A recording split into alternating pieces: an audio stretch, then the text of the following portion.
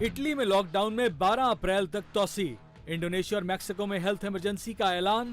روسی پارلیمان کے ایوان زیریں نے لاک ڈاؤن کی خلاف ورزی کرنے والوں کو 7 سال تک جیل کی سزا سنانے اور جرمانے کا بل منظور کر لیا۔ جنوبی کوریا میں بھی قرنطینہ سے فرار پر جیل کا حکم۔ آسٹریا میں ہر فرد کے لیے ماسک پہننا لازمی قرار، تمام سٹورز کو ماسک رکھنے کی ہدایت جاری۔ ادھر کروڑوں ماسک اور طبی سامان چین سے فرانس پہنچ گیا۔ ایرانی مساجد میں ماسک، گلوز اور دوسرا طبی سامان تیار کیا جانے لگا۔ New York Empire State Building siren کے رنگوں میں روشن کر کے طبی عملے کو سلام پیش کیا گیا۔ احرام مصر پر سٹے سیف سٹے ہوم کا پیغام درج۔ سنگاپور میں لوگوں کا بالکونیوں پر تالیاں بجا کر طبی عملے کو خراج تحسین پیش۔